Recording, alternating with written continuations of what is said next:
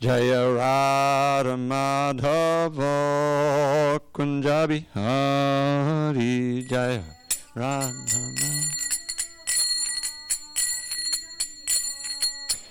Jaya Radha Madhava Kunja Bihari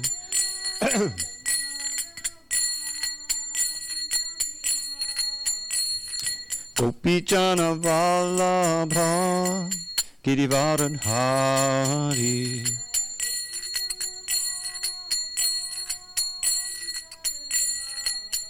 Jaya Gopichana Vallabha Girivardhan Hari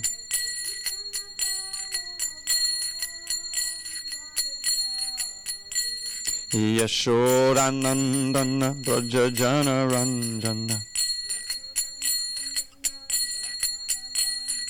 Yashodanandana Brajajana Ranjana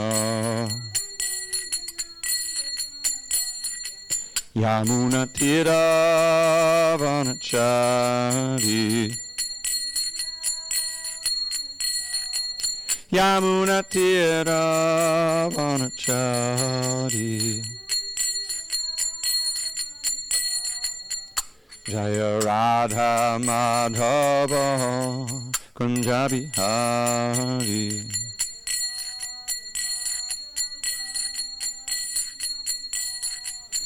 Jaya Radha Madhava Kunja Bihari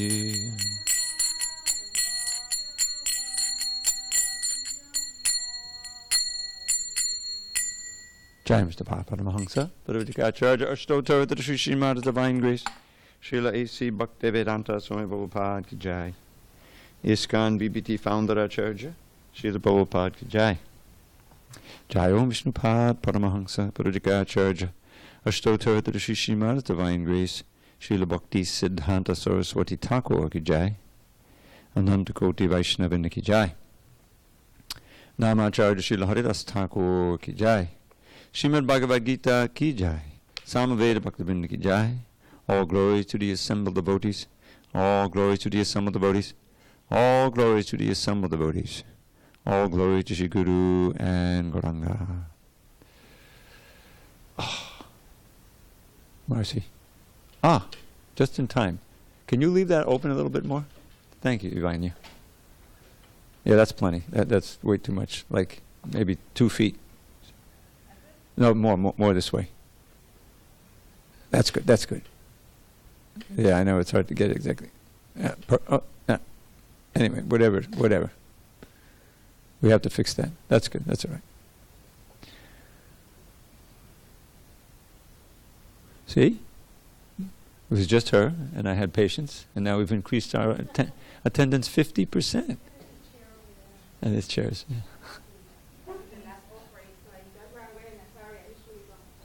You have to do the last offering means? You're gonna? Oh, wash the dishes. Okay. I know it's a trip to put it on. That's one of the advantages we have. You have a book. Here, you want a book? We're on page 262. At the bottom. Do we do Om Namo? Okay. We didn't do it yet. Om Namo Bhagavate Vasudevaya.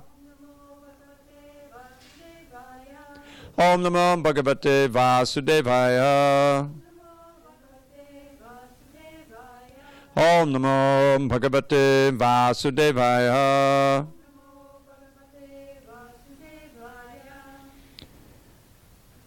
On this 21st day of August, 2019 in SanDiego, we're reading from Srimad Bhagavad Gita as it is.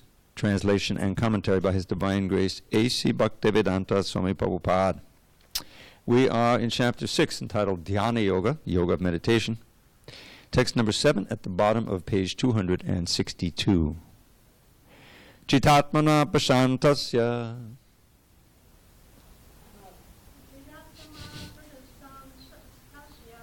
All right, let's start again since we've increased our attendance by 25%, 33%. We're on the page 262 at the bottom. Thanks for coming, Alberto. We didn't know if we were going to have a class tonight. It was just me and her. See? Patient. 262. Okay, start again. Jitatmana prashantasya padamatma samahita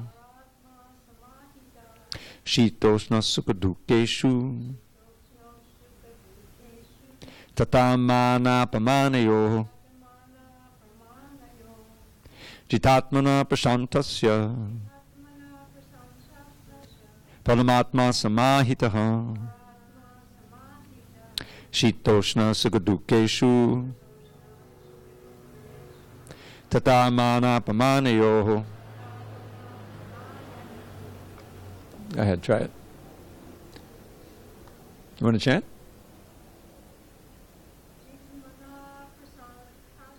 Chitatmana prashantasya padamatma samahitaha shitoshna sukadukeshu tatamana pamanayo. I think that's probably it, right? Okay. Jita atmanaha, of one who has conquered his mind, prashantasya, who has attained tranquility by such control of the mind, over the mind, padama atma, the supersoul, samahitaha, approached completely, shita, in cold, ushna, heat, sukha, happiness, dukeshu, and distress, tata, also, mana, in honor, apamanayo, and dishonor. Translation. Translation. For one who has conquered the mind, the supersoul is already reached, for he has attained tranquility. To such a man, happiness and distress, heat and cold, honor and dishonor are all the same. Purport. Actually, every living entity is intended to abide by the dictation of the Supreme Personality of Godhead, who is seated in everyone's heart as the Paramatma.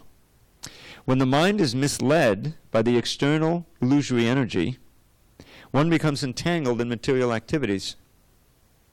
Therefore, as soon as one's mind is controlled through one of the yoga systems, one should be considered to have already reached the destination. One has to abide by superior dictation.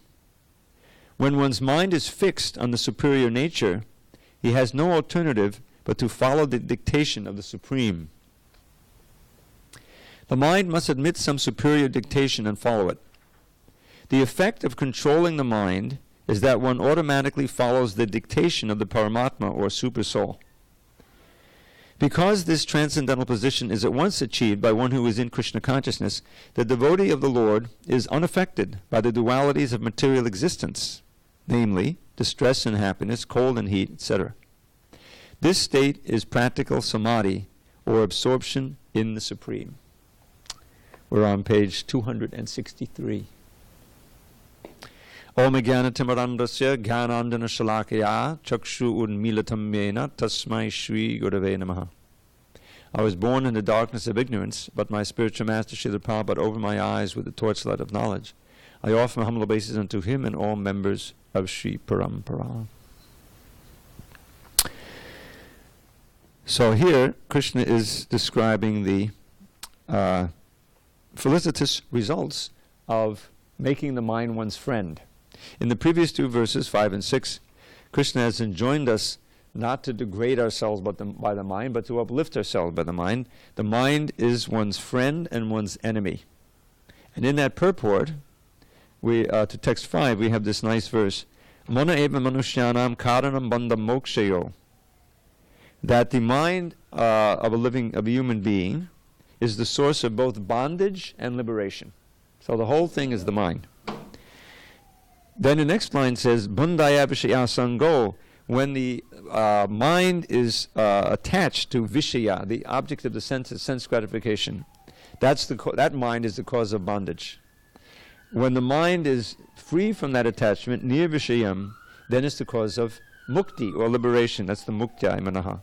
So the whole question of attachment and liberation, and we should want liberation, because that's a recognition that that's our main problem in this world, is being entangled in the material world, which is a world of suffering, inevitably. We're anchored to this material body, which is like covering our real nature to a huge degree. We're more brilliant than the sun, but I don't see anyone as brilliant as the sun out there, right? I mean, more covered over. Some of that brilliance comes out in the form of consciousness, and you see. But basically, we're very much covered over.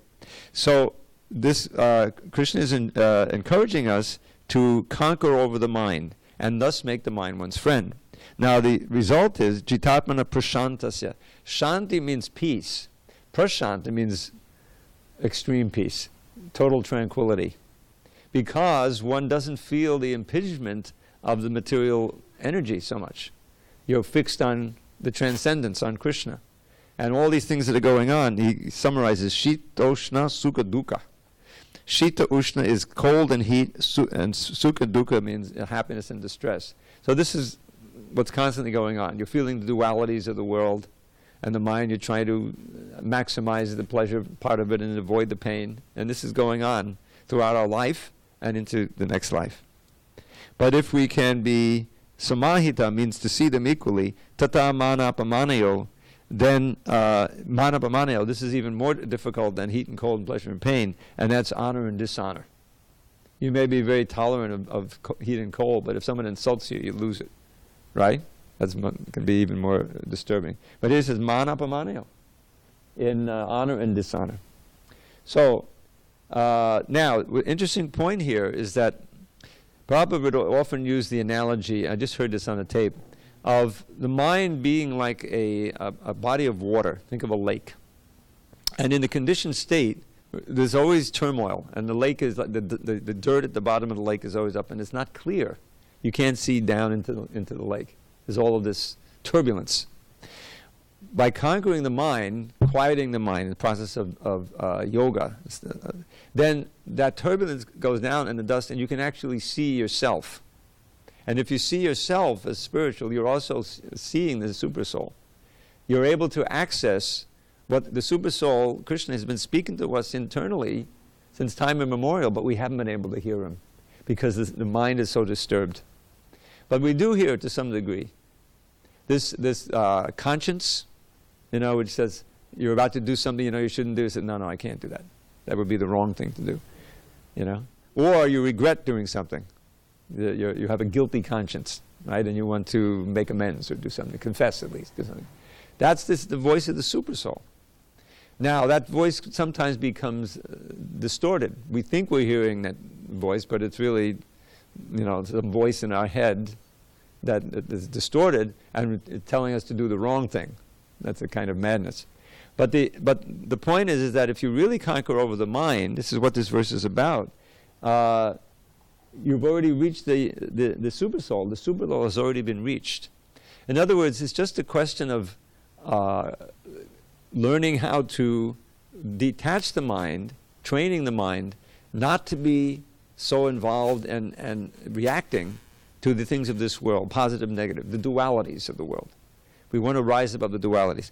Now, if you notice, chapter 2, which is titled The Contents of the Gita Summarized, there's a section that's very reminiscent of this, and that is beginning text number 55.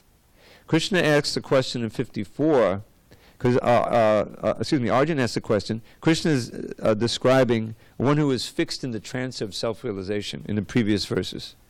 And then in 54, Arjuna asked, what's the symptoms? What are the qualifications or qualities of one who's fixed? What are the symptoms of one whose consciousness is thus merged in transcendence? How does he speak? What is his language? How does he sit? How does he walk? And these verses here, I won't read the Sanskrit, very much describe what Krishna is describing here in text 7 of chapter 6. The Supreme Lord said, O Partha, when a man gives up all varieties of desire for sense gratification, this is what we just read, which arise from mental concoction, when his mind thus pacified finds satisfaction in the self alone, then he is said to be in pure transcendental consciousness. Do you see that's text number 55 at the top of 122. That's the translation I just read. And he goes on in the same theme, Dukkeshvana Vignamana. One who is not disturbed in mind even amidst the threefold miseries or elated when there is happiness, who is free from attachment, fear, and anger, is called a sage of steady mind. In the material world, one who is unaffected by whatever good or evil he may obtain, neither praising nor despising it, is firmly fixed in perfect knowledge.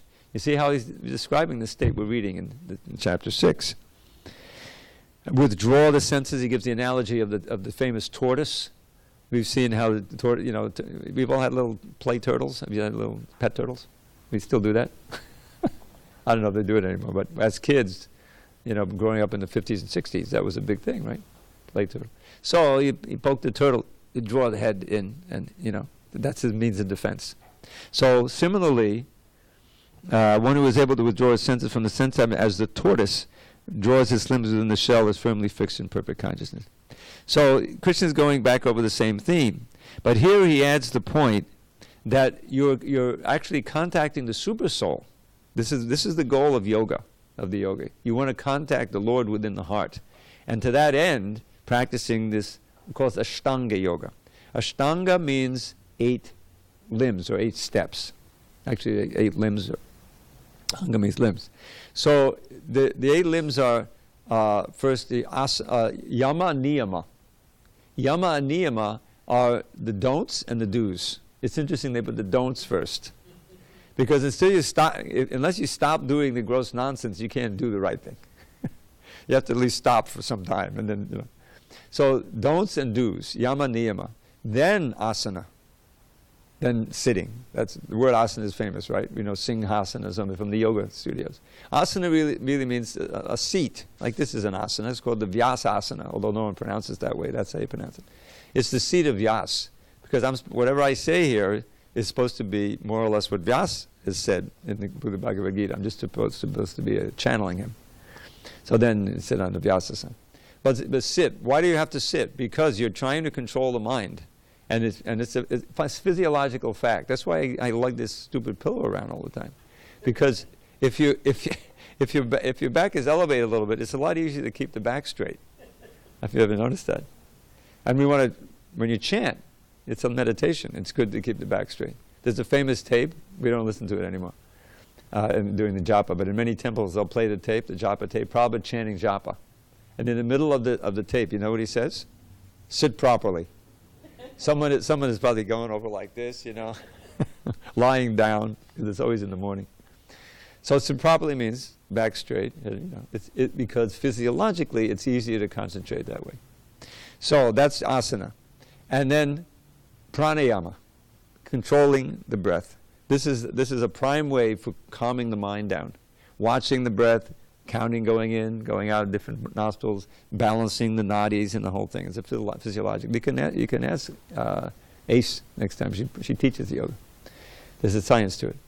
So and it's all going on. Before Krishna describes this, he says, go to a lonely place, solitary place, sacred place, sit on a certain seat, the deer skin and then the thing. The deer should be dead, and then you can get this deer skin. Why the deer skin? Prabhupada explains in the Yoga System tapes. There's a series of lectures. Because the deer skin has a certain property that repels serpents, apparently. That the snakes won't bother you if you're sitting on the deer skin. And anyway, so it goes on. So asana, pranayama, and then quieting the mind, pratyahara, withdrawing the senses from the sense objects. Now, of course, you're sitting there in a cave somewhere, so it's a question of just when the mind is going and trying to remember some sense, you say, no, bring it back. You bring it back. This is the withdrawal of the senses, you see. And then, that's 5 processes. You've got yama, niyama, asana, pranayama, and pratyahara. And then comes dharana. Dharana is concentration. It's not yet meditation. It's concentration. Means that you're trying to think of the Lord within the heart, say, and the mind is wandering. Oh, bring it back. Bring it back. Bring it like that. That's the Krishna says that in one verse. So you bring it back. It's an effort. Who knows how long it may take? I've never tried. 10 years before you study. But gradually, if you're strict and you're doing it right, then you'll get the ability to focus the mind on the heart and visualizing the super soul. Then you're practicing meditation.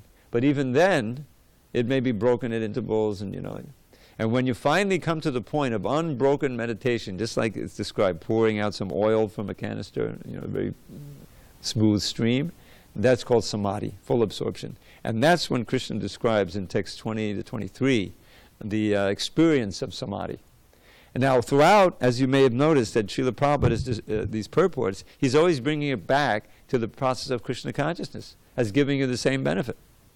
You're trying to meet the super soul. You're trying to take instruction from the super soul, right? Well, here we are sitting in class.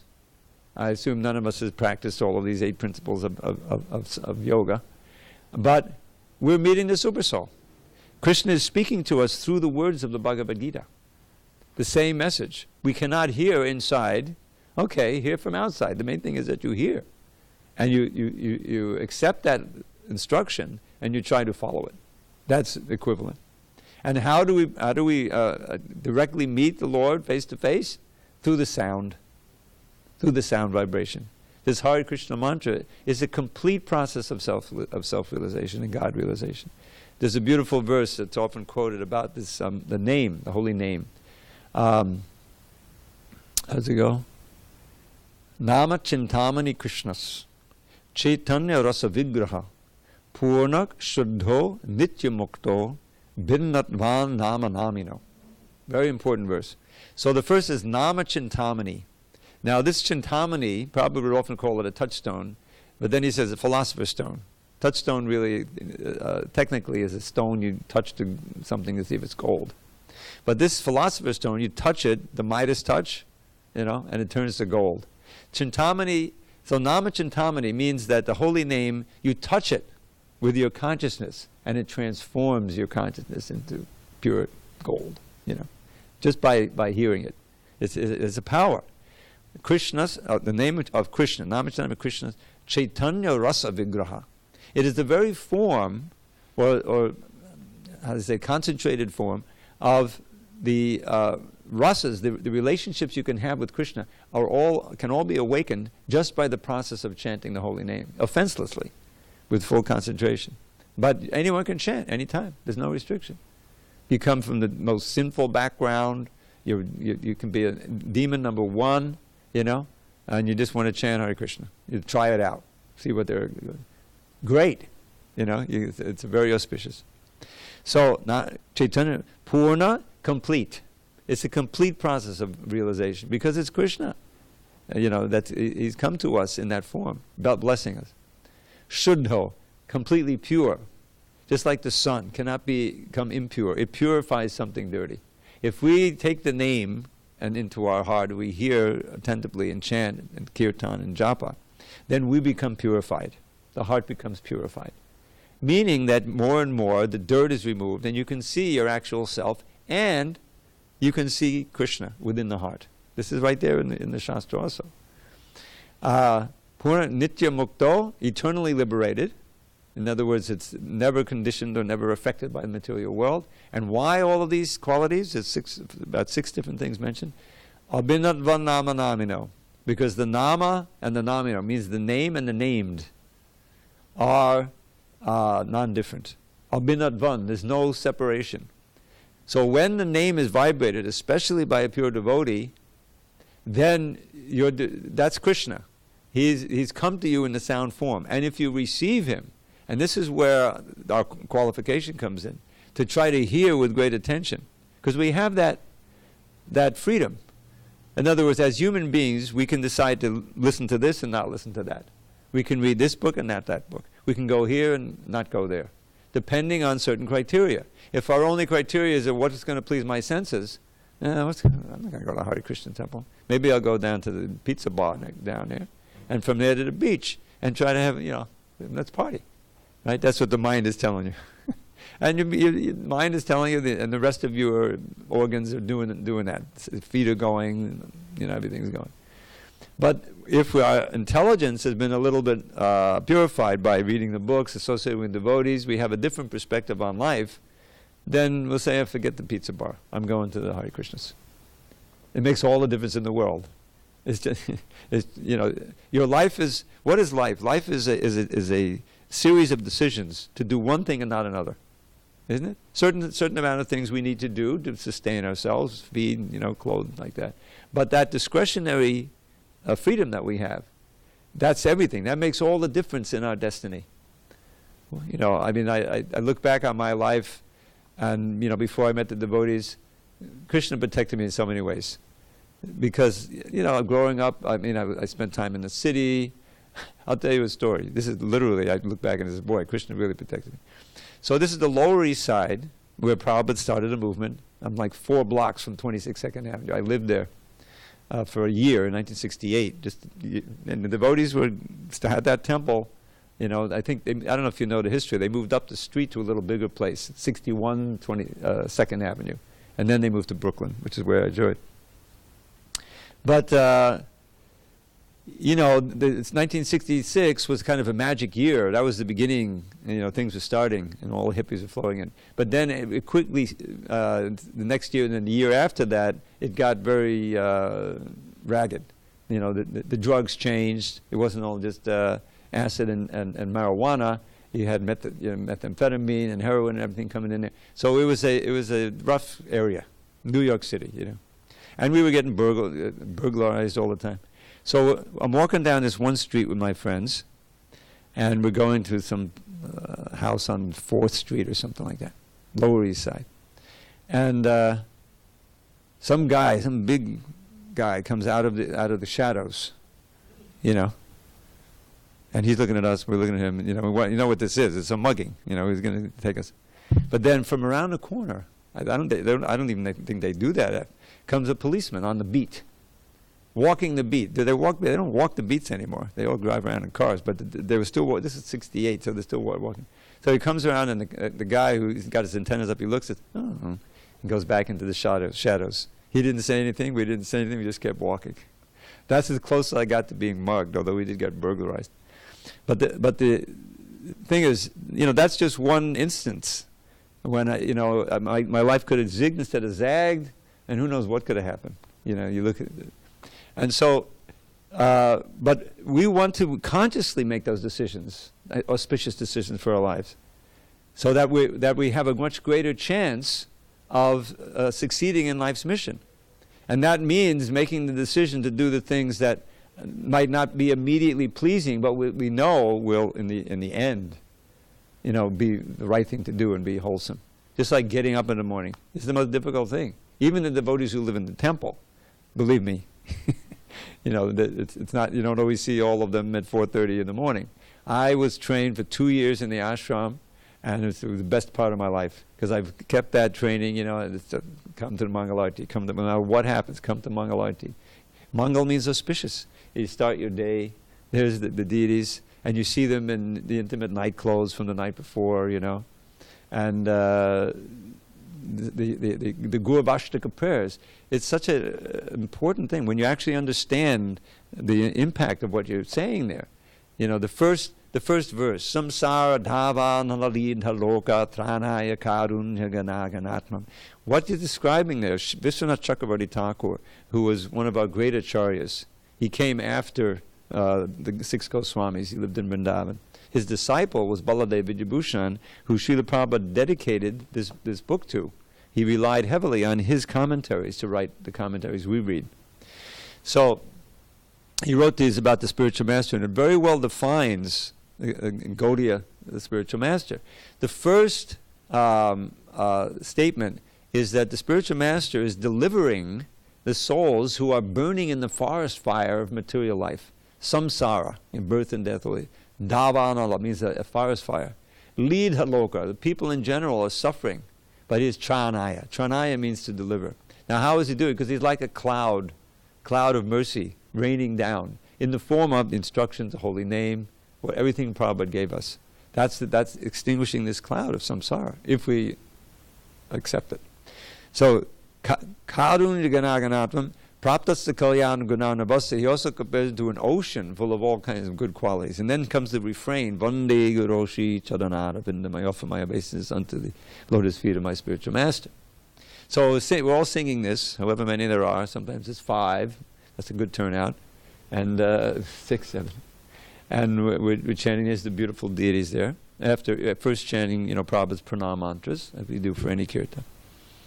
I'm sorry, that comes after the prayers. And then he says, now that prayer is good for any genuine guru. It could be in this dhyana yoga process or anything. But the next verse defines it. Oh, this is speaking about Lord Chaitanya's movement, bhakti. Mahaprabhu kirtanan nritya gita vadat jamadyan Manasora Sena Romanchakam Bashu Tarangabajo Vandegaroshi Charanarabindam. He says he is always, now he's teaching, he's engaged in Mahaprabhu's kirtan. What we know, Mahaprabhu kirtana, and what is he dancing? There's a beautiful video, I should try to share it one day, of Prabhupada dancing in the Rath Yatra in 1970 in San Francisco. It's unique, beautiful. So, nritya means to dance. Kirtana nritya gita, singing, dancing, playing musical instruments, and in this way, experiencing ecstasy in Lord Chaitanya's Sankirtan movement. It describes hair standing on end, tears coming like that. So that's the Yuga Dharma, is the kirtan. Even without any temples, without any deities, Prabhupada started with that. Chanting out in the park with a little bongo drum. Somehow get him chanting Hare Krishna. 3 hours he's chanting, and he got a crowd, and this is how the movement started. So but then as soon as he had a chance in San Francisco in early '67, he started deity worship. So that's the next verse. Shri Vigraharadhana Nityanana Shringarathan Mandiramajanaro Yuktasya Bhaktam Chanayunjatopi Vandegaroshi Charanarabin. So Shringarathan Mandira. Shringara is all of the flower arrangements and the wonderful ornaments and dressing that you see on the altar. That's Shringar. Everything that enhances the relation between Radha and Krishna and the deities and everything. That's Shringar. So that takes, skilled pujaris, comes over years, but it starts. So that's an important thing, because those deities give us another means of contacting Krishna. Now you're chanting Hare Krishna, but you're doing it in front of the deities. And then, they came out of the temple with the Rath Yatra in early '67. So that's all part of it. But with the deities means you have a temple, you have a place where you meet, you chant, you hear about Krishna, and you take prasadam. So the temples are very important. So that's in this verse. So what is he doing? He's doing all that, and he's training his disciples to do it also. Beginning with the cleansing of the temple. Marginato, So then when you have deities, what else do you have? Very important aspect. Prasadam. So the fourth verse is about prasadam. Chaturvadashi Bhagavat Prasada Svadhana Chiptam Haribhakta Sangan Kritvaiva Triptam Kritvaiva Triptam Bhajadaksadaiva Vandegaroshi. And the whole thing ends, each verse, I offer my obeisance unto the lotus feet of such a spiritual master. So there's traditionally 4 different kinds of foodstuffs. Different kinds. You chew this way, you drink some of it like that. So it's a Chaturvadashi Bhagavat Prasada. Swadu means very delicious. Ala Triptam Haribhakta Sangan. He's happy to see that offering. Not that he's happy eating it, but he's happy to offer it. And he feels very satisfied when the devotees honor the prasadam, and he sees they're satisfied. Then he's satisfied. So all of that is part of the preaching, right? He's saving us by showering down the holy name and the books, and he's training us to do kirtan and deity worship and take prasadam. Now the next verse is more of the intimate relationship he has with Radha and Krishna. Shri Radhika Madhava Pada Shri Radhika Madhava Pada Madhurya Lila Guna Rupa Namnam Patikshana Swadana Lorupasya Vandegaroshi Charanaravan. So the spiritual master is always hankering to taste the unlimited sweet relationship of Radha and Krishna. Shri Radhika Madhava Pada Madhurya Lila Guna Rupa Namnam. The qualities, the forms, the names, at every step, at every moment, he hankers to taste that. So internally, this is what he's experiencing, the great acharyas. And then the next verse is the most intimate. Nakunjayuno Ratikeli Siddha Yayadibi Yuktira Pekshaniya. That he's always meditating with his heart about Radha and Krishna and their enjoyment in the forest of Vrindavan. And he makes arrangements as one of the manjuris or one of the assistants to Radha and Krishna for their conjugal enjoyment. And the last 2 verses are very important because they describe the how would you say, the actual position of the spiritual master and the relationship with us. So he says, Sakshad Dharit Vena Samasta Shastra Uktas Tatha Bhavyata Eva Sadbi. That all of the Shastras and all of the sadhus, they declare that the spiritual master should be worshipped on the same level as Hari, because he's such an intimate associate and representative. And But at the same time, although he's worshipped that way, he is very dear to the Lord. So he has that relationship of being a very dear servant, a friend, a parent, lover. But we should worship him on that level, because then you get the mercy of Krishna. That's the last verse. Yasya prasadat bhagavat prasada yasya prasada nagati katobi. That by the mercy of the spiritual master, you get the mercy of Krishna. Without the mercy of the guru, you can't make any advancement. Therefore, we should always honor him 3 times a day like that. Now, all of that is right there in the Mangalarti. You know, going on between 4:30 and 4:40 or 4:45 in the morning. And it's meant to be the meditation of the devotees, although sometimes I think that the Sanskrit is probably going by without them understanding the meaning. But that's auspicious when you start your day like that. So this is what Prabhupada gave us, and the whole point is here to conquer the mind, to discipline the mind, so that at a certain time, same time every day, you're doing this and chanting Hare Krishna and doing your duties and filling your mind with thoughts of Krishna. And that training, eventually, if you do it right, will culminate in conquering the mind and meeting the Super Soul, meaning that you're spontaneously doing the right thing because you're in tune with the injunctions of the Shastra and what the spiritual master is saying. This is what we're meant to come to. And then we can be really meaningful agents in Lord Chaitanya's mission, which is very, and we're on our way back to Godhead. You know, we were all, very hopeful and confident in the early days. Yeah, back to God, we're all going back to Godhead. It's not so easy. Over the course of year after year, decade after decade, it's easy to get into a position where you slow your progress. But we can still be confident and hopeful, and the process will always work. So I thought it was a little bit of a deviation, but there it is. The little explanation of the Guru Vashtaka. Now, why Guru Vashtaka? Why not Guru Vashtaka?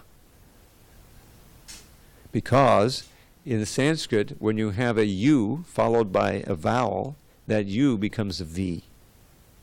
Just like we have this word tu in Sanskrit,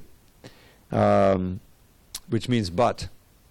But if that next word after the tu, I can't give an example off the top of my head, then that tu becomes tv. And it really has, there's no vowel in there, but it goes with the next. Anyway, so it's Guru Vashtaka. Or most of what say the samsara prayers. Easy to remember. All right, so we can aspire one day to come to Mangalarti. You've been to Mangalarti. Yeah. Very auspicious, very peaceful, very meditative. Okay, we have 2 minutes. Let's read one more. Text 8. Jnana Vijnana Triptatma Kutasto Vijatindriya Yukta It Yuchate Yogi Samalostrashma Kanchanaha. A person is said to be established in self-realization and is called a yogi or mystic when he is fully satisfied by virtue of acquired knowledge and realization. Such a person is situated in transcendence and is self-controlled. He sees everything, whether it be pebbles, stones, or gold, as the same. Purport. Book knowledge without realization of the supreme truth is useless. This is stated as follows. This verse is quoted several times in the Gita.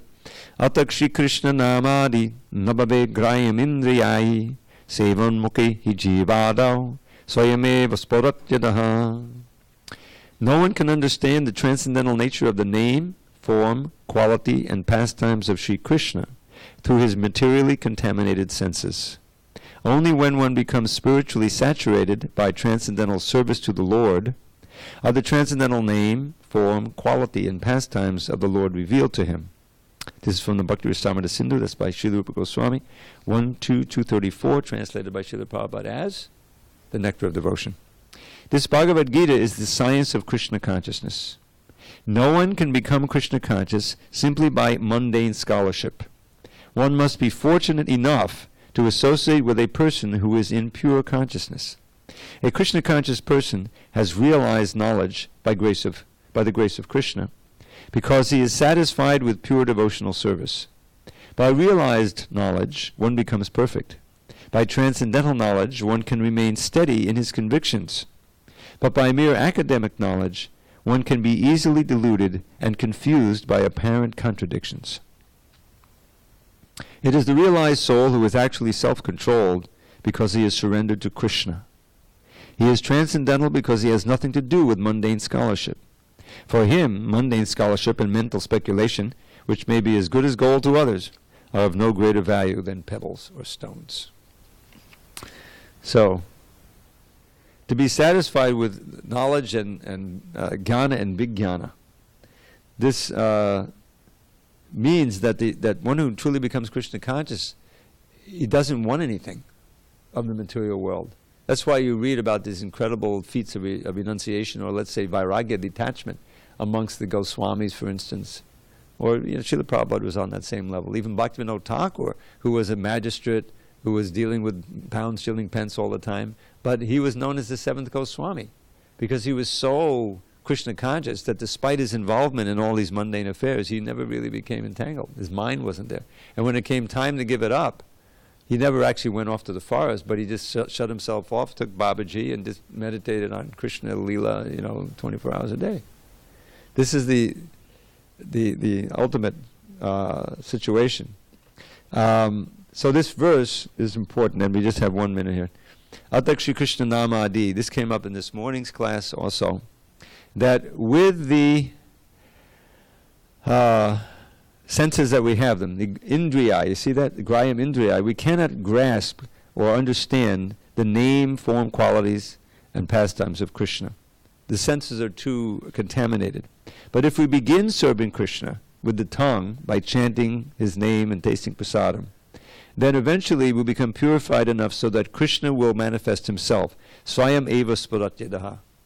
That Krishna takes the initiative. He reveals himself. Our job is simply to engage in the activities that will produce the purification, so we'll get more and more revelation of Krishna. It's very much, like that. It's not something that you, by force, can experience. It's a question of working on yourself, and that's what this chapter is all about. But the process Krishna will describe is really not so practical for us, but it's lucky we don't need to do it.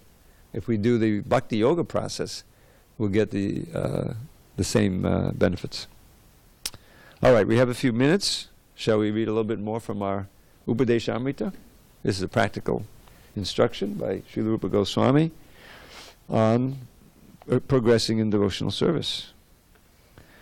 So let's see.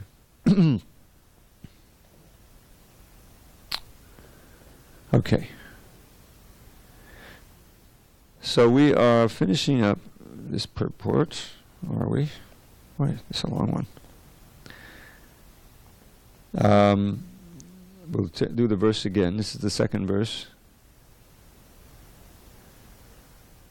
Atyahara priyasascha pajalpo niyamagraha janasangascha lauyangcha shadbir bhaktir vinashiti. One's devotional service is spoiled when one becomes too entangled in the following 6 activities. 1. Eating more than necessary or collecting more funds than required. 2. Over-endeavoring for mundane things that are very difficult to obtain. 3. Talking unnecessarily about mundane subject matters. 4. Practicing the scriptural rules and regulations only for the sake of following them and not for the sake of spiritual advancement. Or rejecting the rules and regulations of the scriptures and working independently or whimsically. 5. Associating with worldly-minded persons who are not interested in Krishna consciousness. And 6. Being greedy for mundane achievements. So we're in the latter part of this purport. Human life is meant for God realization, and the human being is given higher intelligence for this purpose. Those who believe that this higher intelligence is meant to attain a higher state should follow the instructions of the Vedic literatures. By taking such instructions from higher authorities, one can actually become situated in perfect knowledge and give real meaning to life. In the Srimad Bhagavatam 129, Sri Sutta Goswami describes the proper human dharma in this way. Dharmasya yapavargasya narto tai opakalpate nartasya dharmaikantasya kamo labha yahismata. All occupational engagements are certainly meant for ultimate liberation. They should never be performed for material gain. Furthermore, one who is engaged in the ultimate occupational service or dharma should never use material gain to cultivate sense gratification. So in the next 5 minutes, I'm just going to explain this first. And we'll pick this up tomorrow. So there's a series of verses beginning 2 verses before this, where Sutta Goswami, the speaker of the Bhagavatam to the sages at Naimisharanya, is answering a question. What is that supreme dharma by which the soul can be completely happy and satisfied? And so he says 3 verses before this, Sabai pungsang paro dharma yato bhakti hoksha jaya hoitukya patayata yatma supasiditi. That supreme, the dharma is supreme, which evokes one's love for Krishna, who's adhokshaja, who's the transcendental Lord, beyond the reach of our material mind and senses. But such devotional service, bhakti, must be without material motivation and must be uninterrupted to fully satisfy the self. So, to know some of the backstory and the context, and we'll have to continue this next time on Monday, there are these 4 what are called purusharthas in Vedic culture, means the goals of human life. They're not necessarily transcendental. The first is dharma, which Prabhupada says in this context means religiosity, not really real religion. Because dharma, or any kind of worship of God or gods, is often engaged in for the purpose of material benefit. You see? Artha. So you have dharma, artha, kama, moksha. So think of Western religion. I always think of the Pilgrims and the Puritans. With the Puritan, then they have the Protestant ethic. Have you ever heard of the Protestant ethic? It's like the prosperity theology now. If you worship and you want it, then God will give you material wealth and prosperity, and that's a sign of your blessings and you're a good person. Whereas these poor people, that's a sign that they're sinful. Get them out. Is that from the Bible? No. But that's prosperity theology. And that's what it's talking about. Dharma, artha. If you're very strict and you worship the gods nicely, then you'll be prosperous. Artha. Artha means money. Economic development. And what can you get with economic development? Kama. Sense gratification. So dharma, artha, kama. Dharma, artha, kama. Now in the present age, people have given up on religion for that. There's actually a wane in that. Because if you just want the money, just go for economic development. We have technology. And then you get the sense gratification. So that's demonic. At least if you're in Dharma, you're within the Vedic paradigm, and it's karma kanda, you can like that. But it's really, because that ensures another birth and death and suffering. So those who are intelligent, they go for the 4th Purushartha, which is mukti. But this is a negative thing. It's not liberation in Krishna consciousness. It's liberation from birth and death, which means let me merge into the Supreme, let me merge into Brahman, like that, and not have a physical body or anything like that. And I'll be in the bliss of the lack of any kind of pain, which on the material side, well, I don't want to get into that, but the point is that it's a negative program, and it's unnatural for the soul, because we're persons. You can never be happy in the, what do they call it, the sensory deprivation chamber forever. And the temperature is just right, you're lying down, it's almost like a weightless situation. I've never been in it, but I've heard about it. And it's such a relief, right? Everything's but then eventually, let me get out of here. I got to go do my work. I got to feed my kids, whatever. Right? In other words, you have a life out there. It's not satisfying.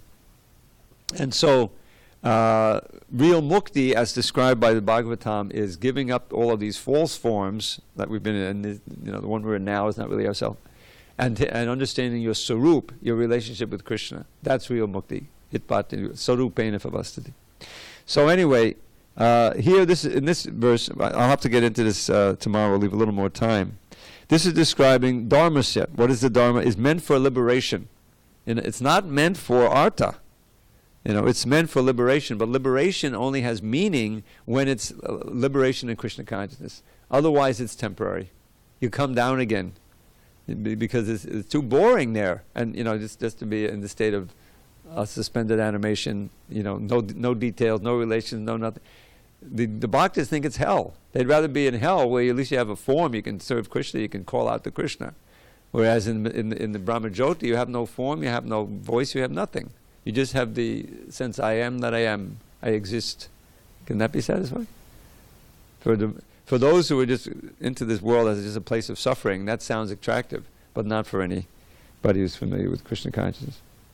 So the Dharma is meant for liberation and not for artha. And if you get some artha in your Dharma, don't use it for kama.